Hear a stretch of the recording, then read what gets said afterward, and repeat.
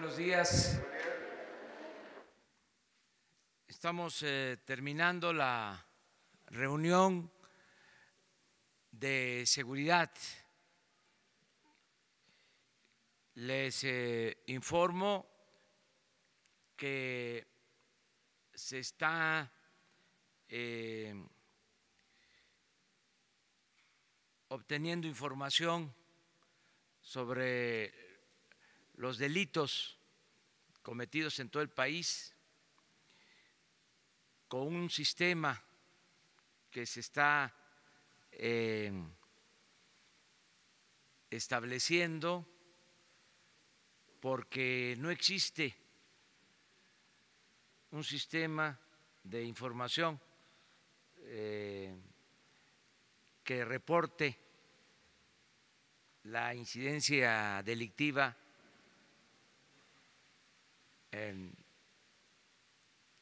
diariamente. El sistema que existe es para la estadística, para tener información cada 15 días. Y nosotros queremos tener información diaria de todo lo que sucede para tomar decisiones de inmediato.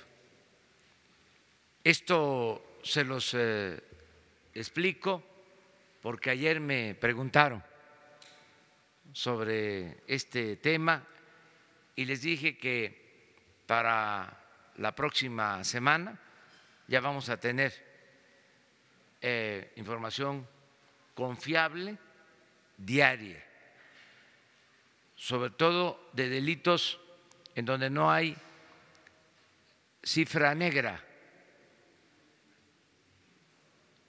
que es el caso de homicidios y robo de vehículos, porque en robo casa habitación, robo al transporte, secuestros, ahí no se denuncian todos los delitos que se cometen, pero en el caso de homicidio sí se tiene la información y se ajusta a la realidad.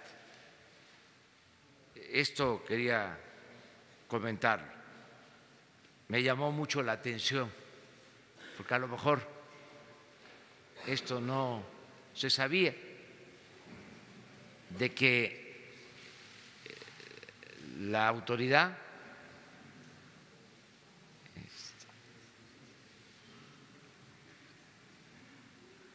más importante en la jerarquía del Poder Ejecutivo no contara con información diaria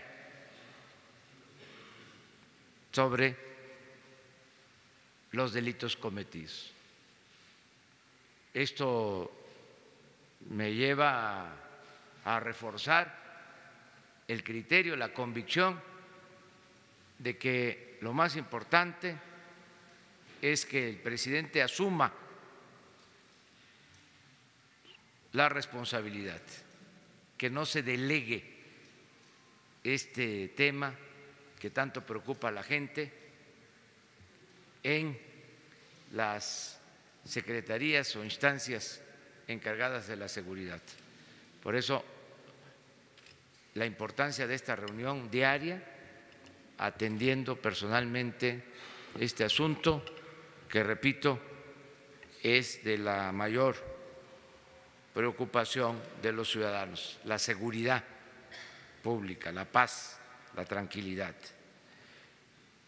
También les informo que hoy envío la primera iniciativa al Senado para la reforma del artículo 108 de la Constitución y suspender el fuero del presidente de la República, que desde la Constitución de 18 57 solo podía ser juzgado por delitos de traición a la patria. En esa Constitución también por delitos electorales. En la Constitución de 1917 se quitó el delito de faltas electorales y solo se dejó como posibilidad de juzgar al presidente el delito de traición a la patria. La iniciativa que estoy enviando al Senado es para terminar con ese fuero. Se termina la impunidad establecida en la Constitución y el presidente va a poder ser juzgado como cualquier otro ciudadano por cualquier delito. Desde luego va a poder ser juzgado por el delito de corrupción, aún estando en funciones. Esto fue un compromiso que hice en la campaña y lo estoy cumpliendo. Espero que los legisladores aprueben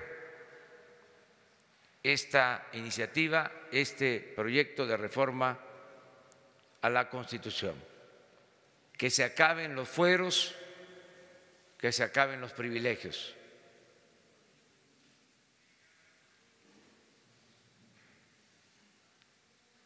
Es lo que quería comentarles. También con esto termino para que ustedes puedan preguntar lo que consideren.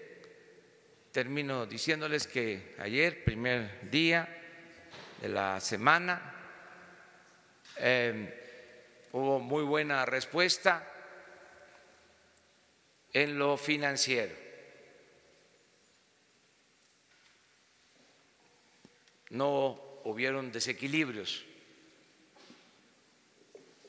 en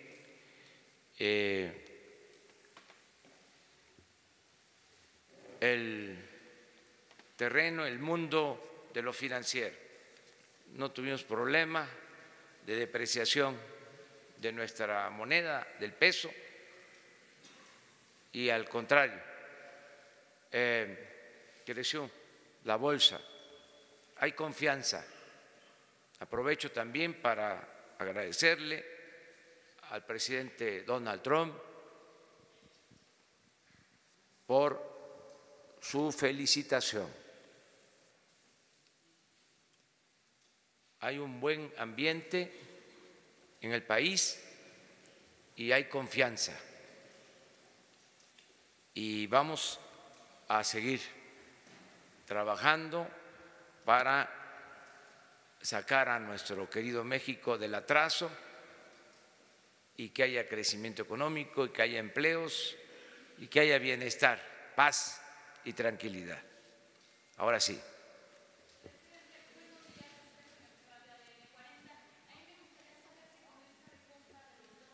¿Hay confianza para no llegar a tribunales? Pues les van a explicar el día de hoy los servidores públicos de Hacienda.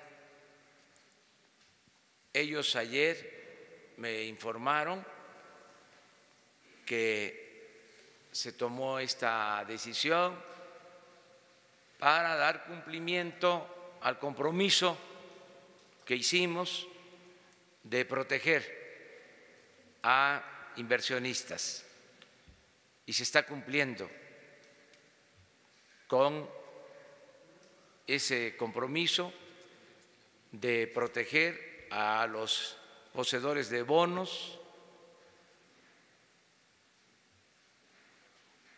a inversionistas en general. Es nuestra palabra empeñada de que no iban a tener ningún problema en lo económico, en lo financiero, y vamos a cumplir, y por eso se está procediendo de esa manera, pero ellos les van a explicar más sobre el tema.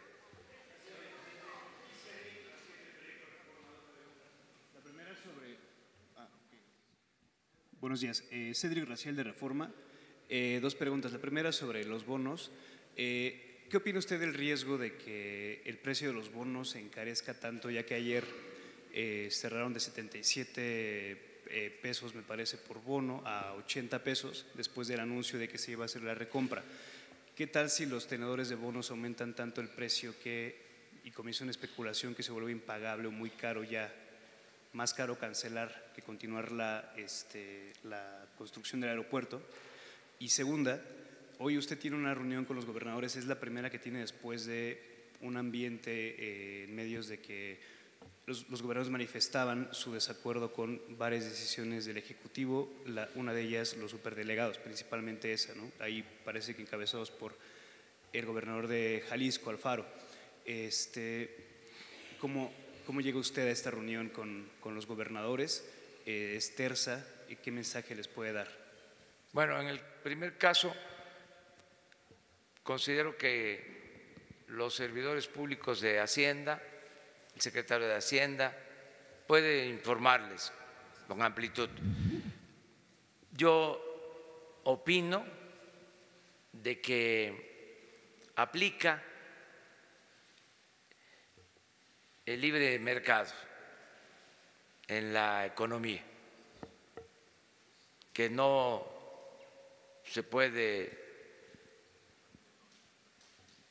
por decreto, por decisión política, regular el mercado, que esto depende de inversionistas, de los que participan en el mundo financiero, y estamos a favor del libre mercado. Eso es lo que puedo yo comentar, y ellos pueden explicarles más sobre esto. Acerca de la reunión con los gobernadores, en efecto, hoy tenemos una reunión con los gobernadores, no hay ningún problema, porque pues somos nosotros respetuosos de la soberanía de los estados, y se van a cumplir con los compromisos que tenemos de conformidad con la ley. Se les tienen que transferir sus recursos, sus participaciones federales. Eso es lo que se va a informar el día de hoy. Acerca de sus posturas, si aceptan o no aceptan lo de la Guardia Nacional, pues están en su derecho de manifestarse. Nosotros somos respetuosos de todos, más cuando se trata de autoridades estatales.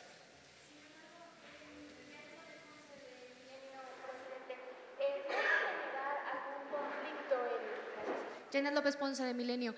¿No va a generar algún conflicto en su estrategia de seguridad el que, por ejemplo, ayer la gobernadora de Sonora ni siquiera acudió a la instalación de este Consejo Nacional?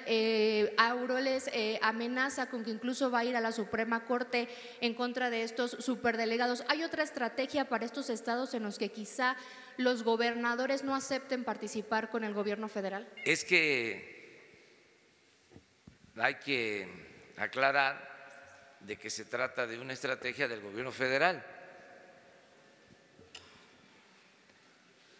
Es nuestra responsabilidad.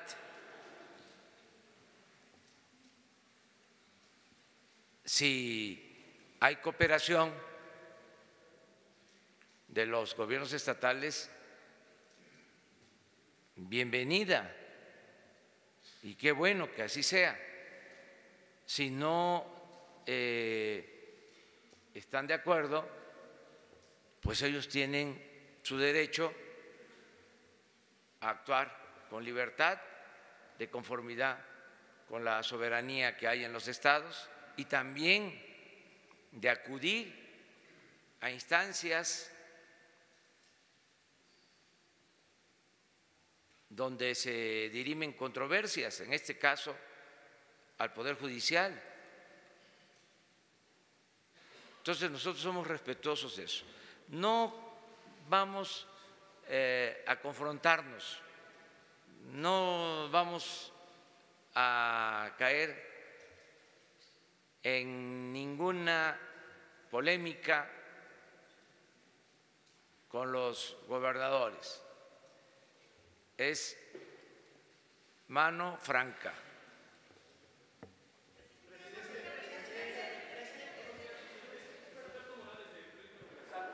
Hoy se da a conocer que que servidores públicos del Poder Judicial han presentado casi 3,000 amparos en contra de la ley de remuneraciones.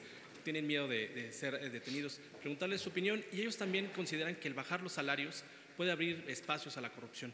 Conocer su opinión, presidente. Pues ya también sobre eso hemos hablado.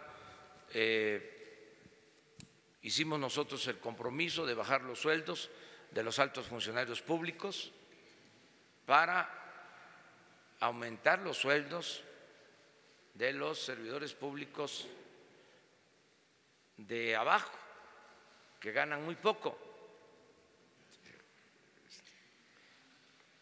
Entonces, se bajan los sueldos de los de arriba para aumentar los sueldos de los de abajo. Es justicia laboral. Si esto no les parece justo a los funcionarios públicos, servidores públicos del más alto nivel de los tres poderes, pues tienen su derecho a manifestarse también, como lo están haciendo, y la autoridad competente va a resolver. Lo que yo sí creo es que hubo un cambio y se va a aplicar una política de austeridad. Y aquí recuerdo lo que decía el presidente Juárez. El presidente Juárez decía que el servidor público tenía que aprender a vivir en la justa medianía.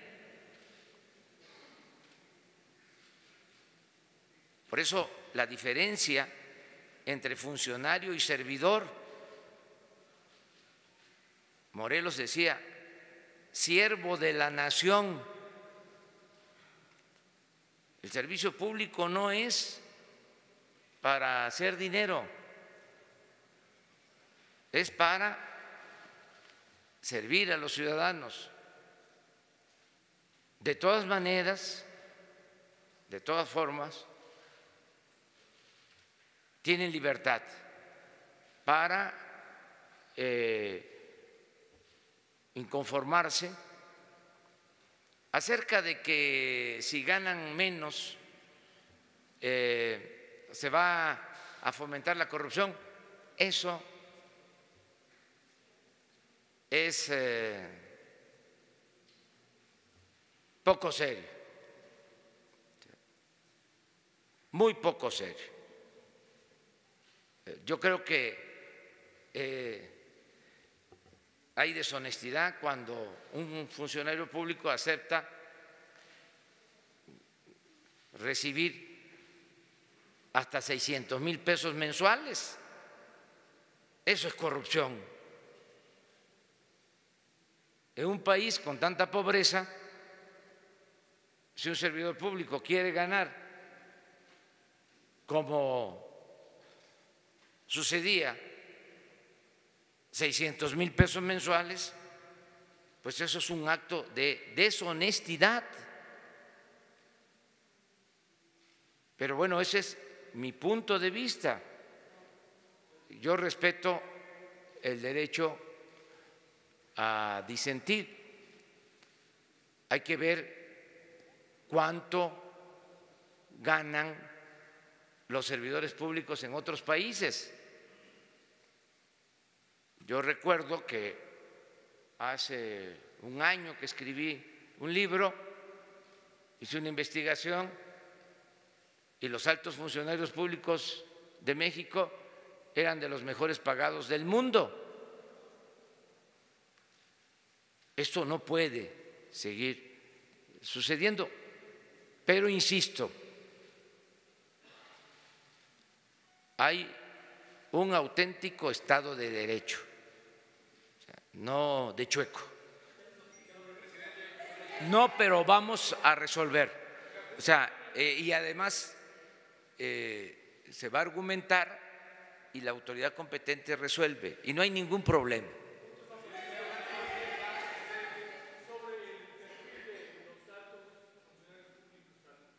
Han opinado que con la disminución salarial podría bajar el nivel de preparación. Preguntarle si el perfil de los altos funcionarios, secretarios de Estado, subsecretarios, directores generales, coordinadores, en cuanto a su preparación, ¿es mínimo de licenciatura acreditada incluso con cédula profesional? Sí, en el área de Hacienda, los que están ya como servidores públicos, pues son maestros, tienen grados de doctor de economía, mujeres y hombres. Los funcionarios, servidores públicos del actual gobierno, tienen muy buen nivel académico. Además, les pongo otro ejemplo. ¿Cuánto gana un maestro de tiempo completo en la UNAM, en el Poli, en la Metropolitana, en el ITAM, en el Tecnológico? Cuando mucho, 120,000 pesos. Y no es lo mismo un secretario, no solo va a ganar 105,000 pesos mensuales, sino va a tener la gran satisfacción de estar sirviendo al pueblo. No solo de pan vive el hombre, lo material no es la felicidad, no es el dinero la felicidad. La felicidad es estar bien con uno mismo, estar bien con nuestra conciencia, estar bien con el prójimo. No es el dinero, no son los títulos, es el estar sirviendo a los demás. Eso es lo que nos hace felices. Es una concepción distinta. Además, es servicio público. ¿No les parece porque es poco dinero? Pues entonces existe el sector privado que tampoco pagan mucho, porque todo esto es fantasioso, hay muchos mitos. Pregunten cuánto gana un servidor o un gerente en una empresa, en un banco.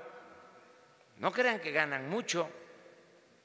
Claro, hay en el sector privado ciertos directivos que sí ganan mucho, pero la mayoría de la gente que trabaja en el sector privado no tiene muchos sueldos. Es el caso de las universidades. Ustedes, qué bueno que tratamos el tema.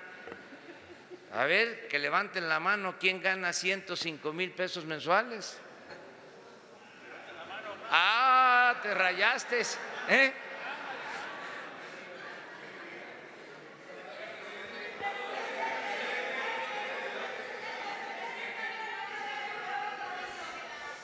Sara, y luego tú.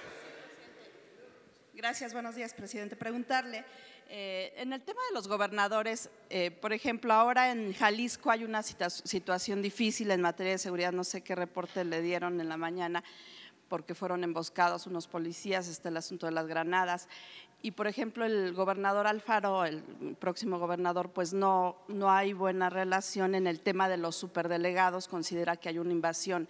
Usted decía, si no quieren colaborar, bueno, pues ellos saben, pero si no hay esa colaboración, ¿cómo se va a resolver este tema? ¿Qué mensaje les va a dar hoy a los gobernadores para que puedan avanzar en materia de seguridad ante estas situaciones difíciles? Y, por otro lado, preguntarle, ¿cuándo se va a enviar la iniciativa para la derogación de la reforma educativa, para el cambio de la reforma? Gracias. Sí, miren, en efecto en Jalisco el sábado se presentaron estos incidentes,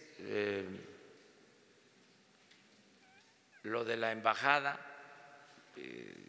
y se está atendiendo por la Fiscalía General el asunto, no pasó a mayores, tenemos esa información y también tenemos el informe de policías asesinados en Jalisco. Les puedo decir que del informe de la mañana son los 2 estados donde se registraron más hechos violentos, Jalisco y Michoacán. Nosotros tenemos que cumplir con nuestra responsabilidad y atender estos casos. Lo otro es una polémica que todavía no tiene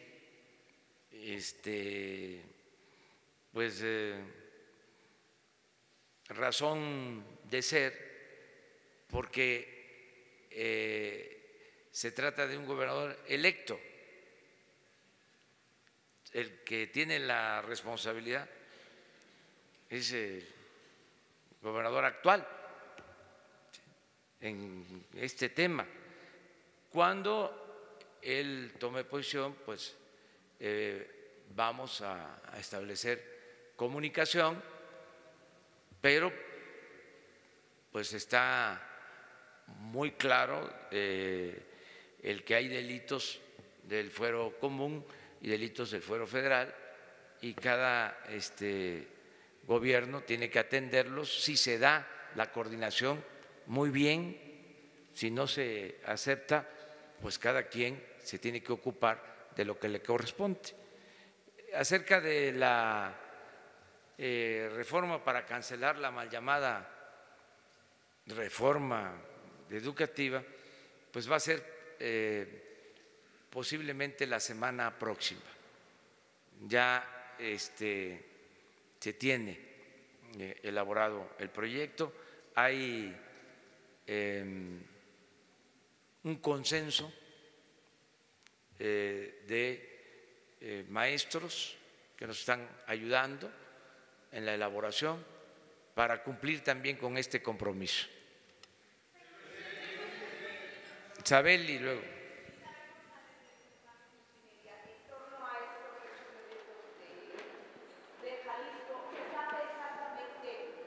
Gracias. ¿Se sabe exactamente qué organización criminal emboscó a los policías? Si este tipo de circunstancias ameritarán el despliegue de mayores efectivos federales, militares y de Policía Federal. Esto por otro lado.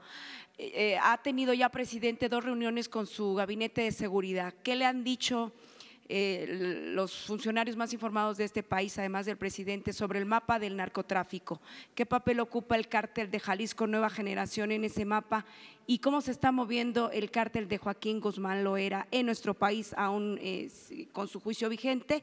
Y finalmente, ¿cuál es el perfil del ministro o ministra que va a ocupar la vacante que dejó el ministro José Ramón Cosío? Gracias. ¿Y cuándo enviaría esto al Senado? Sí, bueno, yo estoy muy satisfecho y seguro de contar con un gabinete de seguridad de mujeres y de hombres con experiencia y con deseos de ayudar para garantizar la paz y la tranquilidad en el país. Me siento muy respaldado por el Gabinete de Seguridad.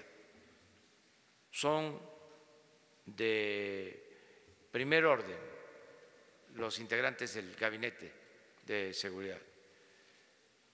Y sí quiero hacer una precisión. Vamos a atender, desde luego, todas las demandas de que haya paz, de que haya tranquilidad. Se va a combatir la inseguridad, la violencia, pero vamos a poner en el centro la seguridad de los ciudadanos, la seguridad pública. Eso es lo que más nos importa. Por eso lo de la definición de las coordinaciones. Van a existir operativos especiales, pero lo fundamental es que en el territorio donde vive la gente haya vigilancia, haya seguridad. Por eso nos importa mucho todo lo que tiene que ver con delitos que afectan a la población, homicidios, robos, secuestros. Esto es lo principal. No quiere decir que no se vaya a atender lo otro, pero lo más importante es la seguridad para los ciudadanos. Acerca de la propuesta para la sustitución de el ministro que termina, se jubila en la Corte, ya en su momento vamos a presentar la terna al Senado, como lo establece el procedimiento. Van a ser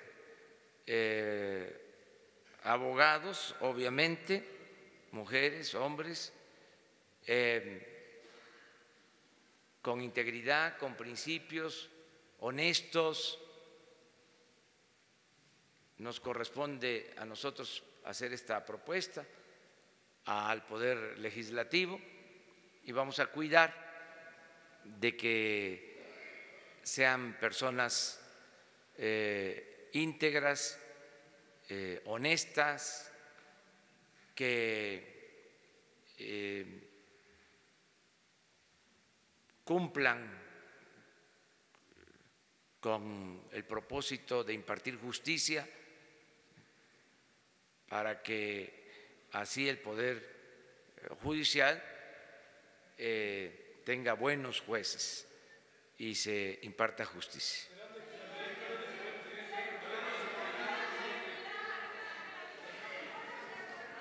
Y terminamos con dos más. Buenos días, Gabriela Jiménez del Sol de México. En la reforma, en esta iniciativa para la reforma educativa, incluirá un apartado en donde se les pida a los sindicatos de maestros que no creen nuevos partidos políticos, esto para no intervenir con la democracia sindical. Y bueno, esta pregunta va después de que el Bester Gordillo está gestando un nuevo partido y preguntarle si esto no va a intervenir precisamente con la democracia sindical. Y en las reuniones que había tenido usted con el CENTE, les había propuesto que el gobierno federal mediara entre las diferentes corrientes sindicales para que se pudieran llevar unas elecciones libres. Esta intervención, esta mediación, ¿cómo sería? Y por último, preguntarle, ¿de dónde o con qué dinero se pagarían los bonos del nuevo aeropuerto? ¿Se utilizaría dinero de los impuestos de los ciudadanos o de dónde saldría este dinero para comprarlos? Gracias. Muy bien, pues son varias, pero la reforma que se va a proponer en materia de educación, pues tiene que ver con lo que ya expresamos, el garantizar el derecho a la educación gratuita, de calidad en todos los niveles escolares.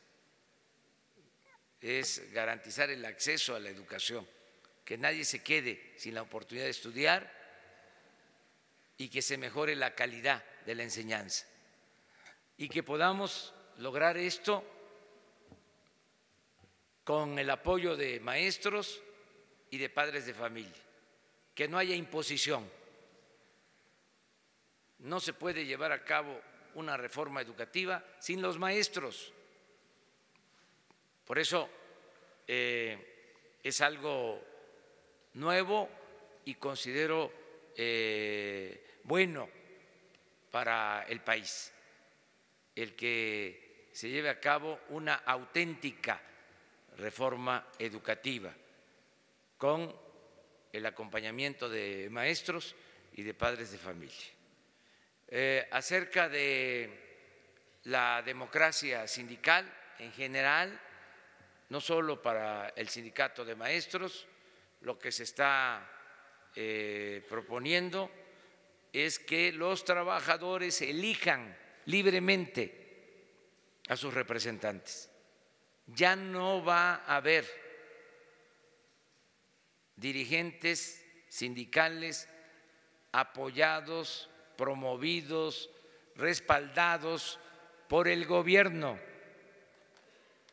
No van a haber sindicatos del gobierno, sindicatos apoyados por las autoridades. Se terminan los sindicatos de Estado. Los sindicatos van a tener independencia para que los trabajadores elijan libremente a sus representantes.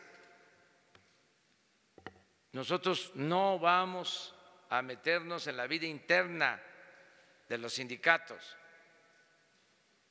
Van a ser los trabajadores. Lo que vamos a procurar es que haya democracia sindical, que no haya imposiciones, que el voto sea libre y secreto. Eso es lo que le corresponde supervisar, vigilar a la Secretaría del Trabajo. Esa es la función. Si podemos ayudar en la conciliación para que haya democracia sindical, estamos dispuestos a hacerlo, pero a solicitud de las partes, no de manera oficiosa. Si las partes piden que intervenga la Secretaría del Trabajo, lo haremos buscando la conciliación buscando que de manera democrática se renueven las direcciones sindicales. Dos más. Buenos días.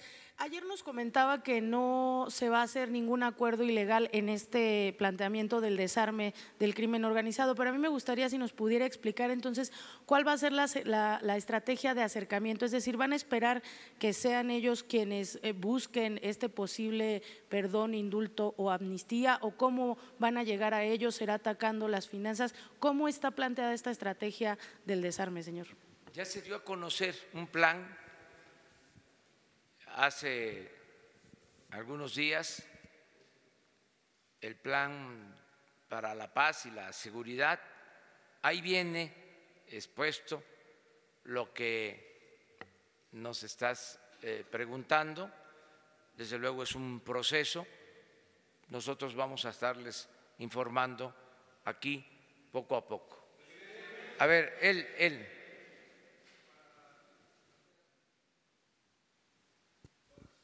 A propósito de la condición de la ley orgánica de la administración pública,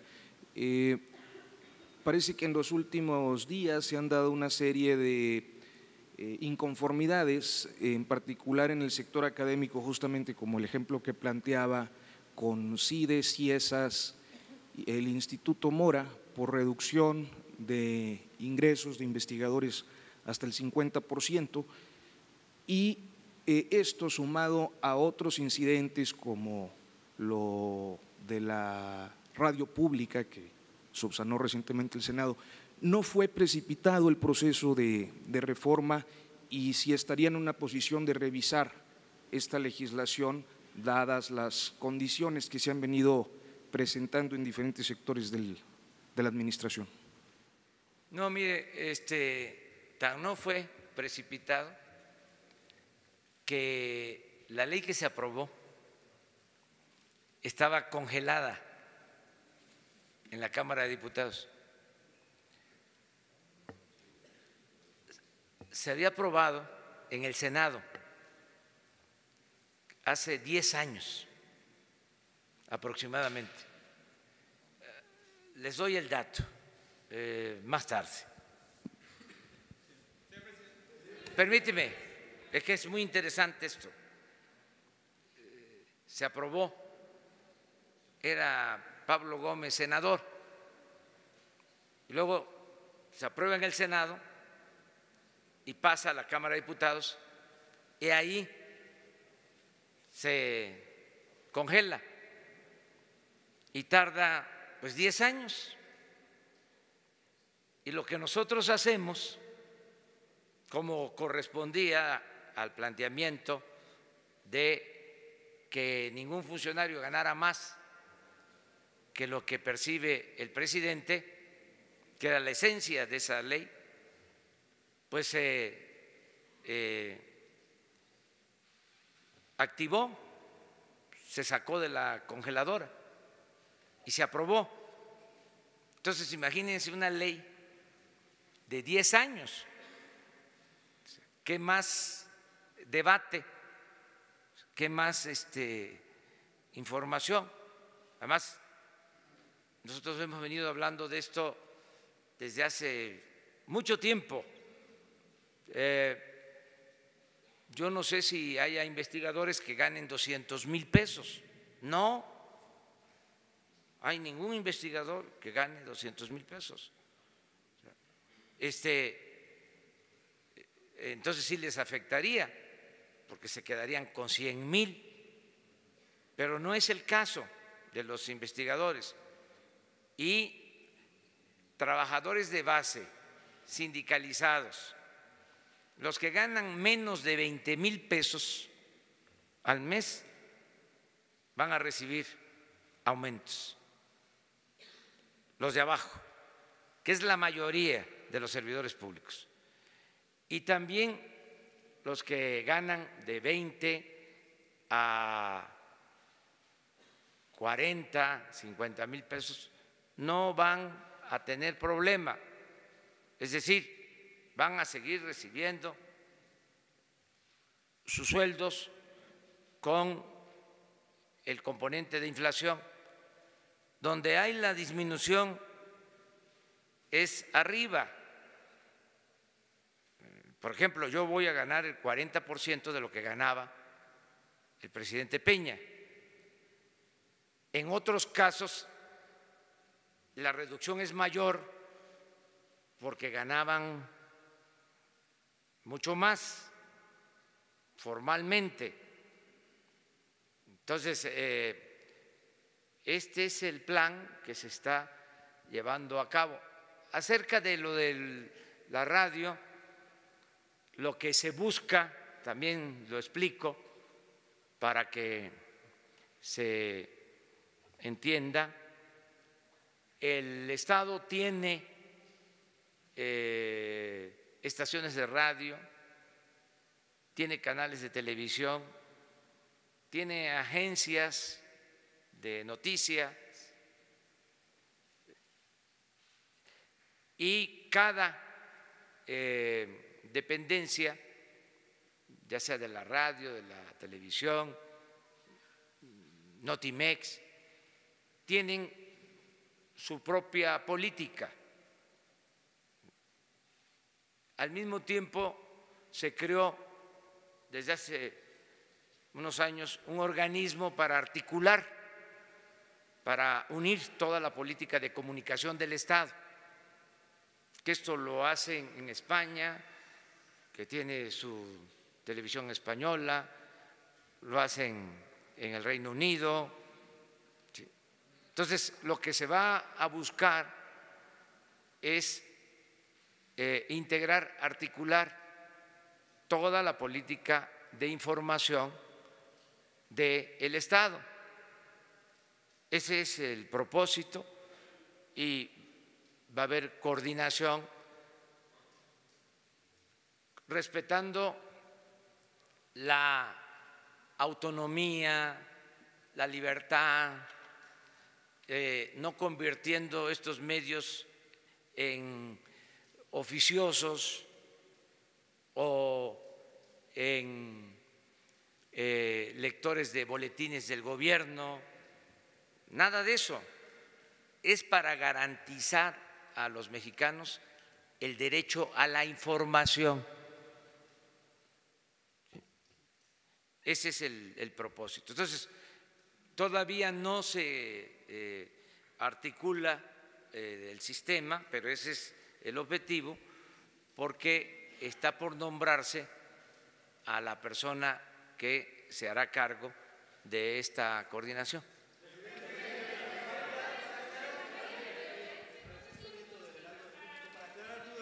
¿Qué es lo que pueden y no pueden hacer los delegados? Se lo pregunto porque los gobernadores los ven como una amenaza, como candidatos directos a gobernadores.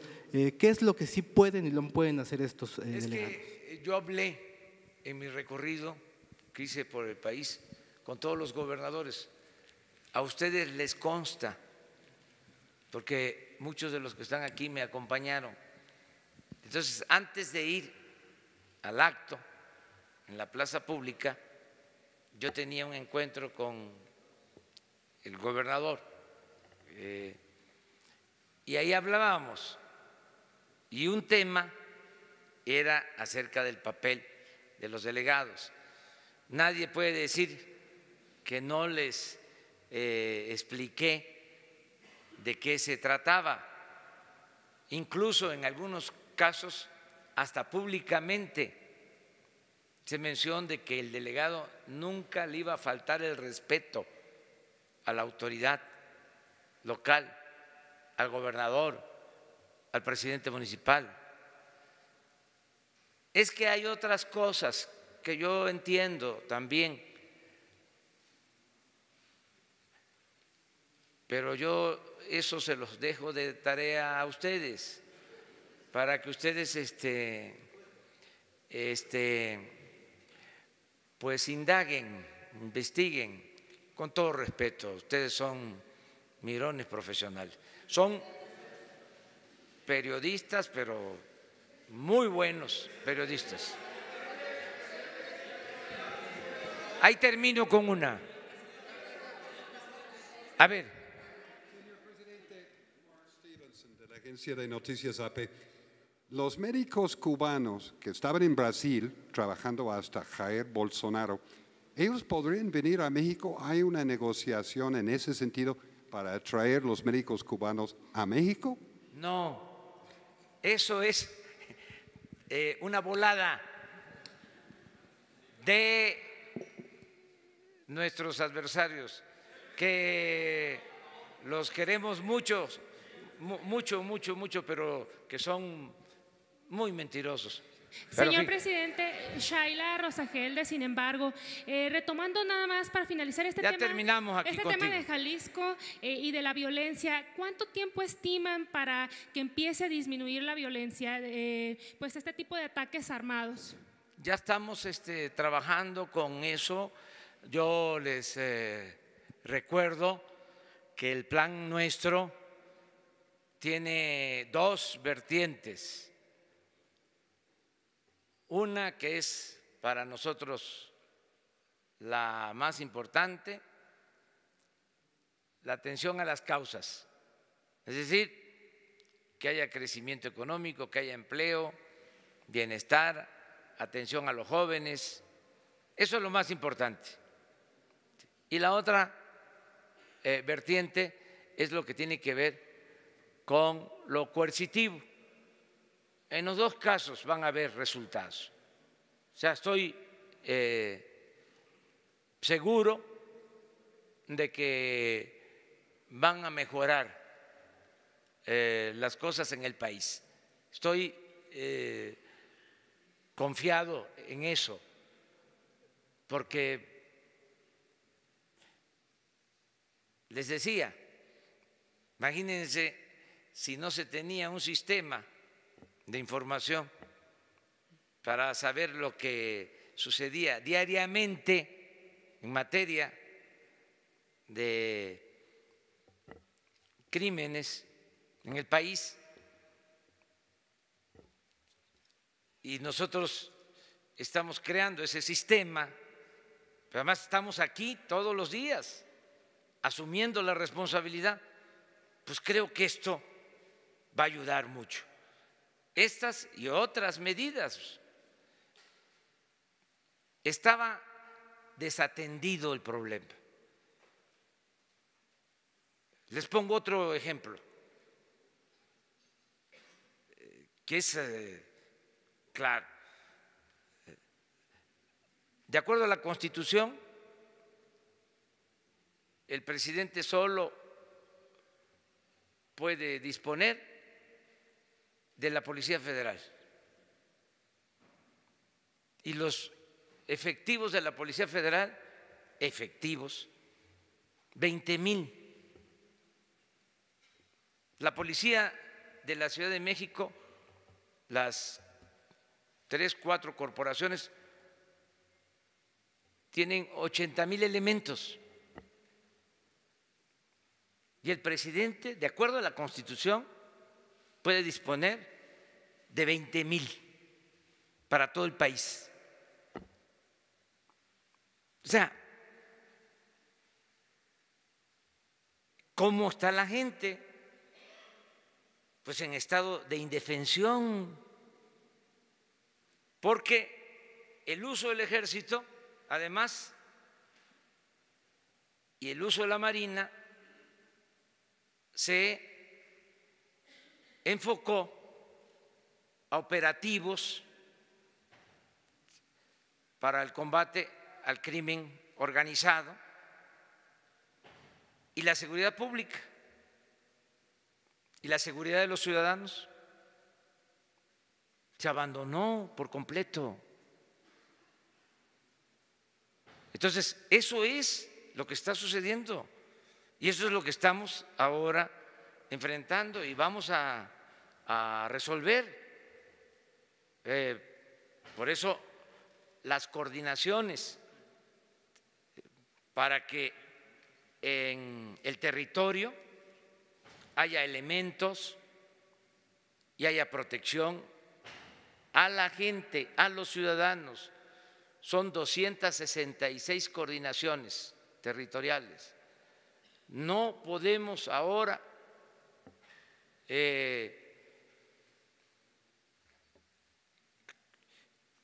operar todas, porque no tenemos los elementos. Va a ser un proceso.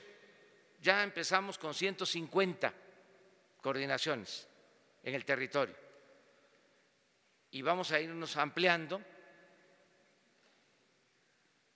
Ayer el parte es que ya hay alrededor de 35,000 elementos en las coordinaciones. Y ahí vamos a ir avanzando y vamos a tener que reclutar, convocar a más elementos, porque también si se hace el análisis de cuántos policías por ciudadanos hay en México, estamos entre los países con menos policías por ciudadanos en el mundo. Entonces, se desatendió por completo este asunto y otros. Ya vamos a ir viendo, o sea, cómo está la salud, cómo está el sector energético, cómo está el campo. Fue un fracaso todo el periodo neoliberal.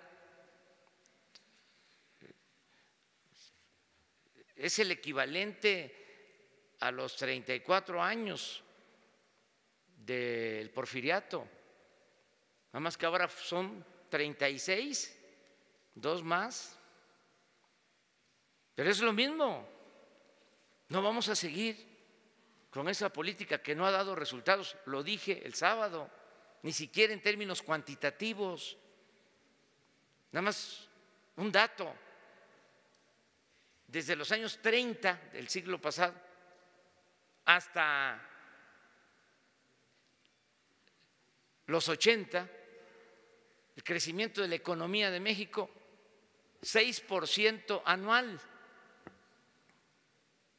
En el periodo neoliberal, 2% anual. Estamos hablando en términos cuantitativos, y que conste que crecimiento no es desarrollo. No estamos hablando de desarrollo, estamos hablando de crecimiento. Bueno, ni así dio resultados el modelo, ni en términos cuantitativos.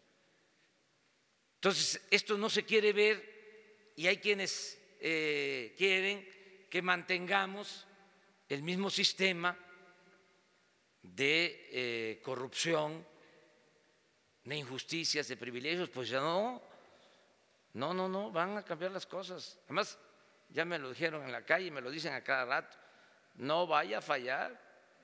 O sea, no voy a fallar, o sea, va al cambio.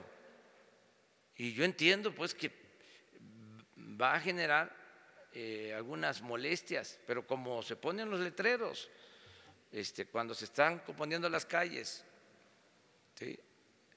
Disculpen las molestias que estas obras ocasionan, el cambio va. Muchas gracias, nos vemos mañana.